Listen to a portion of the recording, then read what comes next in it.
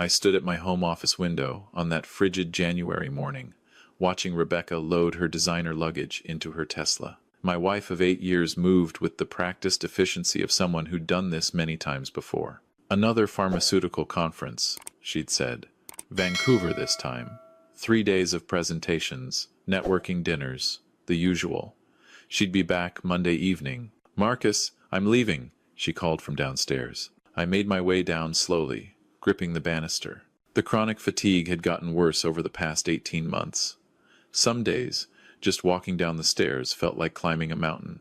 My doctor, Dr. James Chen, Rebecca's colleague from the hospital, had run countless tests. Everything came back inconclusive. "Probably stress," he'd said.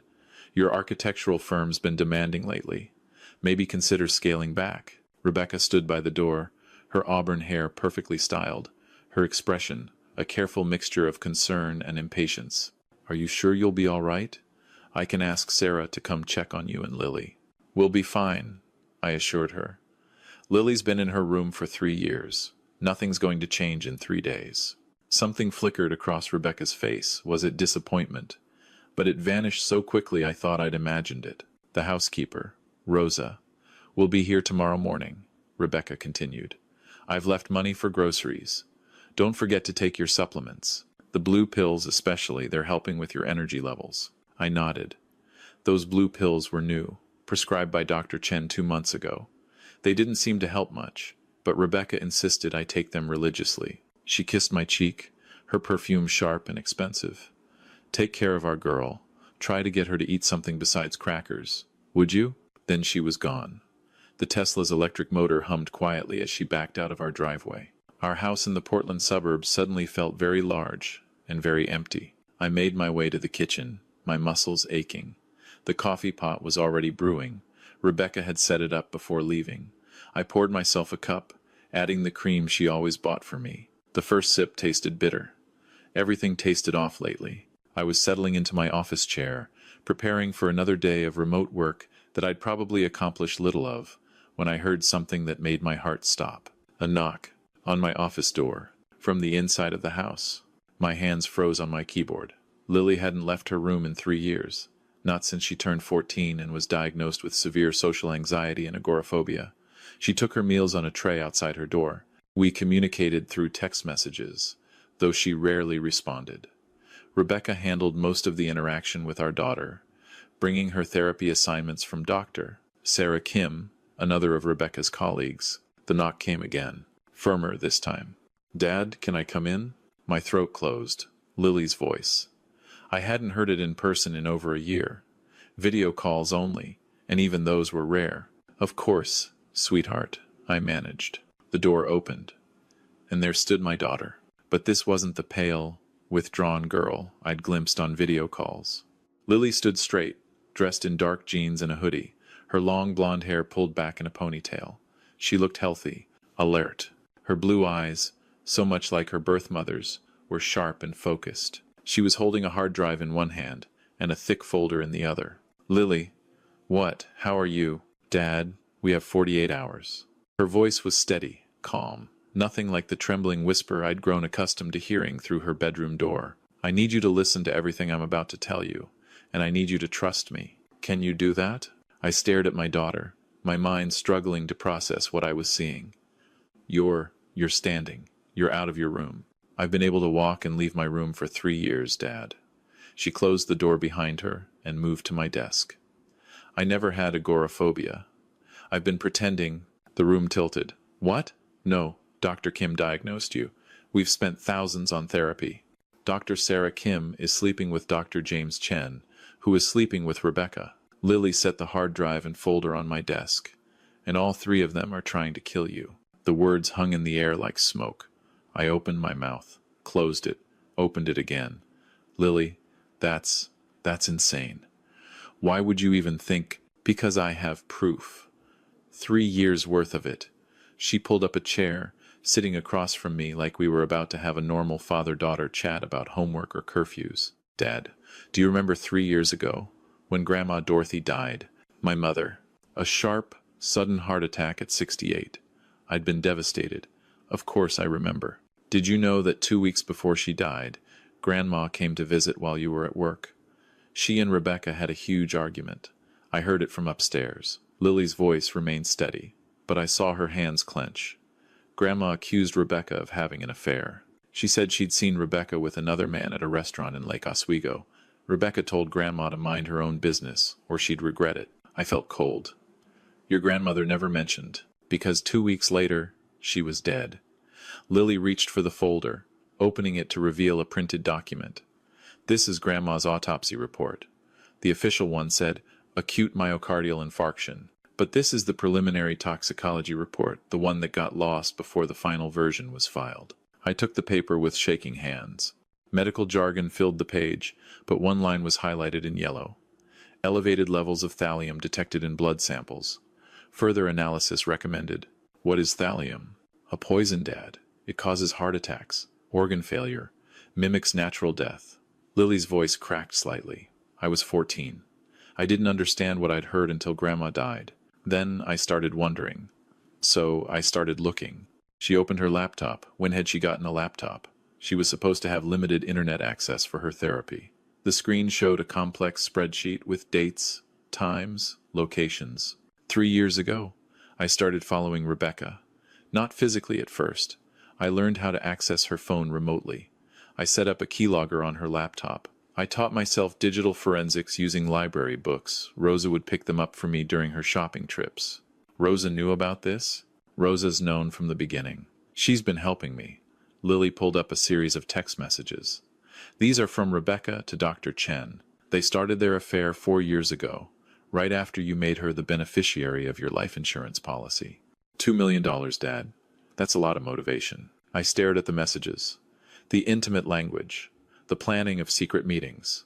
The complaints about Marcus being too trusting and this taking too long. This could be faked, I heard myself say, even as my stomach churned. I thought you'd say that. Lily pulled up a video file. This is from 8 months ago. I installed a camera in your bathroom medicine cabinet. She pressed play. The footage showed Rebecca entering our master bathroom, opening the medicine cabinet, and removing a bottle of supplements, my supplements. She pulled a small vial from her pocket and carefully added drops of clear liquid to the bottle, shaking it thoroughly before replacing it. My vision swam. Those blue pills, the ones Dr. Chen had prescribed, the ones Rebecca made sure I took every single day. What is she giving me? Thallium acetate in low doses. Slow poisoning. It causes the symptoms you've been having: fatigue, muscle weakness, mental fog. Eventually, it'll cause organ failure that'll look like natural causes, especially with Dr. Chen falsifying your medical records to show a history of declining health. I pushed back from the desk, stumbled to the small bathroom attached to my office, and vomited. When I came back, Lily was pulling up more files. I'm sorry, Dad. I know this is a lot, but we don't have time for you to process this slowly. Rebecca thinks I'm locked in my room, that you'll be weak and compliant until she gets back. But I need you functional. I need you to help me. Help you do what? My voice sounded hollow. Finish gathering evidence and take it to the police before she comes back.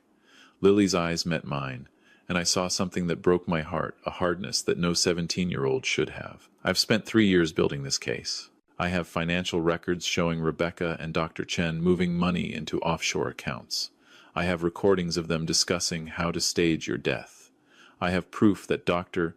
Kim falsified my psychological evaluation to isolate me and make me an unreliable witness. But it's all circumstantial, without a few more pieces. What pieces? Rebecca keeps a safety deposit box at Columbia Bank. I know because I've been tracking her movements. I think she keeps physical evidence there, maybe the poison itself. Maybe documents about Grandma's death. We need to get into that box. How? We can't just break into a bank. We don't have to. Lily pulled out another paper. You're still married. Oregon is a community property state. You have a legal right to access any safety deposit box in both your names. I checked the box is listed under Marcus and Rebecca Thornton. You can request access. I stared at my daughter, this stranger who looked like my little girl but thought like a detective. Lily, when did you learn all this? For the first time, her composure cracked. Her eyes filled with tears. I was 14 years old when I figured out Rebecca murdered Grandma.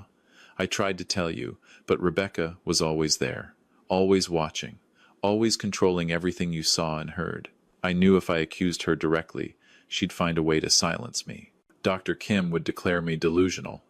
They'd probably institutionalize me. She wiped her eyes roughly. So I made myself invisible. I pretended to have a breakdown. Let them think I was helpless, locked in my room, not a threat. And I learned. I read everything I could about forensic investigation, evidence collection, digital security.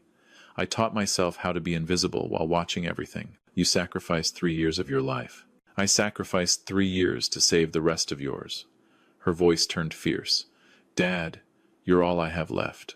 My birth mom died bringing me into this world. Grandma was the only other person who really loved me. Rebecca married you for your money and your architect firm's connections.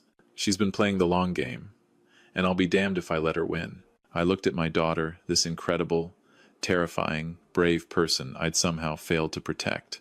Tell me what we need to do. Lily's shoulders relaxed slightly. First, you need to stop taking those supplements. All of them. We'll get you to a different doctor for blood work. I've already found one. Dr. Patricia Morrison in Beaverton. She's independent, no connection to Rebecca's hospital. We'll get documentation of the poisoning. She pulled up a checklist on her laptop. Second, we go to Columbia Bank when it opens Monday morning. You request access to the safety deposit box. I'll be with you, recording everything on my phone. Whatever's in that box becomes evidence. What if Rebecca comes back early? She won't. I've been monitoring her phone. She has dinner plans tonight with Chen in Vancouver, and they've booked a hotel room. They're not even being careful anymore. They think they've won. Lily's expression hardened. But we need to move fast. Once we have the safety deposit box contents and your medical tests, we go straight to the police. I've already researched who to talk to, Detective Lisa Zhang in the Portland Police Bureau. She specializes in domestic violence and homicide cases. I rubbed my face, trying to think through the fog in my brain. How much of my mental cloudiness was from exhaustion, and how much was from poison? Lily, if this goes wrong, if they realize what we're doing, then we're both dead. Her bluntness shocked me. That's why we can't mess this up. That's why I've spent 3 years making sure every piece of evidence is documented, backed up in multiple locations, copies sent to a lawyer with instructions to release everything if something happens to us. You have a lawyer? I have 6 lawyers, and 3 journalists who've agreed to publish the story if we don't check in by Wednesday. She smiled grimly. I told you, Dad, I've been planning this for 3 years. That first day blurred together. Lily moved through the house like she'd never been locked away, showing me her command center in the converted attic. The room was soundproofed for my anxiety, Rebecca had told me when she arranged the renovation. In reality, it had allowed Lily to work undetected. The walls were covered with timelines, printed photographs, evidence markers. It looked like something from a police investigation, because that's exactly what it was. I leave at night, Lily explained, showing me the rope ladder she'd rigged to her window. When you're asleep and Rebecca's out with Chen, I've been photographing them together, tracking their movements, identifying their associates. I've interviewed Grandma's neighbors. Several of them saw Rebecca visiting Grandma the day before she died. One even saw Rebecca leaving with a container from Grandma's kitchen. She pointed to a photograph of a storage unit. That's Unit 247 at Secure Space Storage on Powell Boulevard, rented under Rosa's name. That's where I keep physical copies of everything. If this house burns down or evidence disappears, we have backups. Does Rebecca know about Rosa helping you? Rebecca thinks Rosa is a simple housekeeper who barely speaks English. In reality, Rosa has a degree in criminal justice from Mexico and worked as a police investigator before immigrating. She recognized the signs of poisoning in you and approached me 6 months ago. Lily pulled up a photo of Rosa, our quiet, efficient housekeeper, standing beside Lily in what looked like the storage unit. She's been my partner in this. She saved your life more than once by diluting the poison in your supplements when Rebecca increased the dosage. I felt tears on my cheeks. I've been so blind. You trusted your wife. That's not blindness, it's love. Lily's voice softened. Rebecca is a narcissistic sociopath who's very good at manipulation. Doctor, Chen is a weak man who wanted money and status. Together, they're dangerous. But Dad, they made one critical mistake. What's that? They underestimated me. She looked around her command center with something like pride. They thought a teenage girl with anxiety would be easy to control and dismiss. They forgot that I'm your daughter. And I'm Dorothy Thornton's granddaughter. We're survivors. That night, I couldn't sleep. I lay in the bed I'd shared with Rebecca for 8 years and wondered how many times she'd lain beside me, planning my death. The thought made me sick. Around 2 in the morning, my phone buzzed. A text from an unknown number. "This is Detective Zhang. Your daughter contacted me 6 months ago. I've been investigating. We'll need your statement Monday. Stay safe." Lily had been building bridges I didn't even know existed. Sunday morning, Rosa arrived early. She hugged me, really hugged me, not the polite nod she usually gave. "Mr. Marcus, I am so glad you finally know. Carrying this secret has been very hard. Why didn't you just tell me?" I asked. Rosa exchanged a look with Lily. "Would you have believed me? A housekeeper accusing your wife of murder? You would have thought I was trying to steal from you or cause trouble." No, Lily was right. We needed evidence. Mountains of it, undeniable proof. She made breakfast a real breakfast, with eggs and fruit and coffee that didn't taste bitter. "No more poison," she said firmly. "From now on, I prepare all your food." Lily checked my background. "You can trust me." After breakfast, we drove to Dr. Morrison's clinic in Beaverton. Lily had made an appointment under a false name, paying cash. Dr. Morrison was a sharp-eyed woman in her 50s who listened without interrupting as Lily laid out the situation. "I'll need blood, urine, and hair samples," Dr. Morrison said. "Hair will show poisoning over time. If what you're telling me is true, the results will be damning." She looked at me with sympathy. "Mr. Thornton, you should know that thallium poisoning is very serious.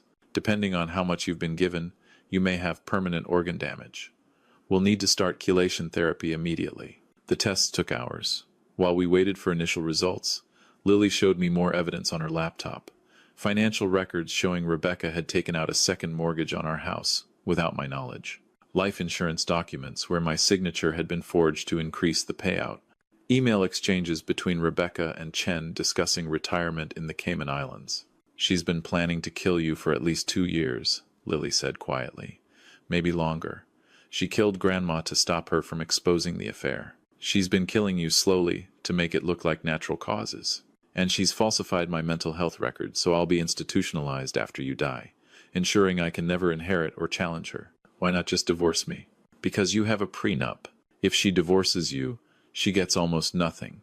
If you die, she gets everything: your life insurance, your half of the house, your share of the architecture firm, your retirement accounts. And as my legal stepmother, she'd control my inheritance from you until I turned 25. That's another 8 years for her to treat my mental illness and potentially have me declared incompetent." The coldness of it took my breath away. "She's been planning to destroy both of us." "Yes, but she forgot that I'm smarter than she is." Lily's smile was sharp. "And I have something she doesn't. I actually love you." Dr. Morrison returned with preliminary results. Her face was grave. "Mr. Thornton, you have dangerously high levels of thallium in your system. You're lucky to be alive. Much longer, and you would have experienced complete renal failure. We need to start treatment immediately." She handed me a printed report. "This is your evidence. I'm also filing a mandatory report with the Oregon Health Authority and the police. This is attempted murder." That night, Rosa stayed at the house with us. She slept in the guest room with a baseball bat beside the bed. Lily set up motion sensors at all the entrances and gave me a panic button that would alert Detective Zhang if we needed help. Rebecca's last call to the house was at 6 p.m., Lily reported, monitoring Rebecca's phone. "She and Chen are having dinner at some expensive restaurant. They're celebrating." Her text to him said, "By this time next week, we'll be free." I felt rage bubble up. How can someone be so evil? "Because she doesn't see you as a person," Lily said. "You're an obstacle. A means to an end. People like Rebecca don't feel empathy the way normal people do." Dr. Kim is the same way she falsified my records for money and access to Chen's pharmaceutical connections. They're all users. Monday morning arrived. I dressed in my best suit Lily had insisted. "You need to look competent and credible," she'd said. "Not like a sick man who's confused. Look like the successful architect you are." We arrived at Columbia Bank at 9 a.m. sharp. I approached the desk with my ID and marriage certificate. "I need to access my safety deposit box, please." The bank officer checked her records. "Box 2847. Under Marcus and Rebecca Thornton? That's the one. I'll need to verify your identity. She checked my driver's license, asked security questions, confirmed my signature. Lily stood slightly behind me, her phone recording everything at an angle the bank officer couldn't see. We were led to the vault. The bank officer used her key and indicated I should use mine. I don't have a key, I said. My wife manages our box. That's all right. We can drill it open. There's a fee. That's fine. 20 minutes later, the box was open. The bank officer left us alone in the private viewing room, standard procedure. The moment the door closed, Lily began documenting everything with her phone's camera. Inside the safety deposit box was a horror show. A ledger recording payments to someone named Victor Martinez, with dates and amounts. Beside each date was a name: Dorothy Thornton, Paul Richards, Samuel Kim. Paul Richards was Rebecca's first husband, I said, my voice shaking. He died of a heart attack 5 years ago. That's when she inherited his money to invest in my firm. And Samuel Kim was Dr. Sarah Kim's husband, Lily said, her face pale. He died last year. Sudden heart failure at 42. She inherited his medical practice. There were also vials.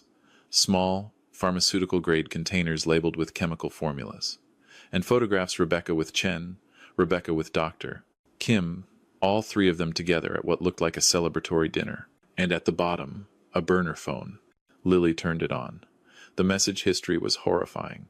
Detailed discussions of my treatment plan, updates on my declining health, complaints that I was taking too long to die. And most damning, Victor says he can make it look like a suicide if the poison doesn't work soon. But that's messier. Let's give it 2 more months. Victor Martinez is a hitman, Lily said, screenshotting everything. I've been tracking him for a year. He's connected to 6 suspicious deaths in Oregon and Washington. We boxed everything carefully, maintaining the chain of custody that Lily had researched. Then we drove directly to the Portland Police Bureau and asked for Detective Zhang. Detective Lisa Zhang was a compact woman in her 40s, with sharp eyes that missed nothing.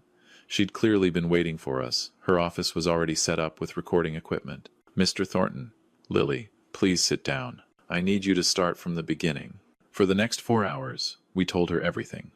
Lily presented her evidence methodically: the digital files, the recordings, the photographs, the financial documents. I gave my medical records and blood test results. We presented the contents of the safety deposit box. Detective Zhang's expression grew darker with each revelation. This is one of the most comprehensive civilian investigations I've ever seen, she said finally. Lily, you could have a career in law enforcement. I just want my dad to be safe, Lily said quietly. He will be. Zhang picked up her phone. I'm calling the DA right now. We have enough for arrest warrants for Rebecca Thornton, Dr. James Chen, and Dr. Sarah Kim. We're also going to bring in Victor Martinez. And Lily, we're going to need you to testify to how you gathered this evidence. Can you do that? Yes, ma'am. You should know that some of your evidence, the recordings from their phones, for example, may not be admissible because of how it was obtained. But we have enough clean evidence to build a case. Your father's poisoning is documented. The safety deposit box contents are legitimate. Your grandmother's body can be exhumed and tested. We can do this legally. Zhang looked at me. Mr. Thornton, I'm going to arrange protective custody for you and your daughter until we make the arrests. Is there somewhere safe you can stay? Rose's house, Lily said immediately. Rebecca doesn't know where she lives. That evening, hidden in Rose's small but cozy home in southeast Portland, I watched the news. Rebecca, Dr. Chen, and Dr. Kim had all been arrested. The reporter mentioned a complex murder-for-hire scheme and multiple victims. My phone rang. Rebecca's number. I let it go to voicemail. Her message was ice cold. Marcus, I don't know what lies they've told you, but you need to get me out of here. I'm your wife. We need to stand together. Call me back immediately. No panic. No pleading. Just commands. Even in crisis, she expected to control me. Lily watched me delete the voicemail. You okay, Dad? I don't know what I am, I admitted. Angry, betrayed, grateful to be alive. Grateful for you. I pulled her into a hug. You saved my life. You're the bravest person I've ever known. She hugged me back, and I felt her body shake with sobs she'd been holding in for 3 years. I was so scared. Every day, I was scared she'd kill you before I could stop her. I was scared you wouldn't believe me. I was scared she'd find out what I was doing and hurt you faster. It's over now. You did it. Not yet, she said, pulling back and wiping her tears. We still have to testify. We have to make sure they go to prison forever. The trial took place 6 months later. The prosecution had built an overwhelming case. My mother's body had been exhumed, thallium poisoning confirmed. Paul Richards' death was reopened, also poisoning. Samuel Kim's death poisoning. 3 murders, 1 attempted murder, fraud, conspiracy. The prosecution called me first. I testified about my marriage to Rebecca, my declining health, the supplements I'd been given. Medical experts testified about thallium poisoning and how it mimicked natural illnesses. Then Lily took the stand. She was 18 now, legally an adult.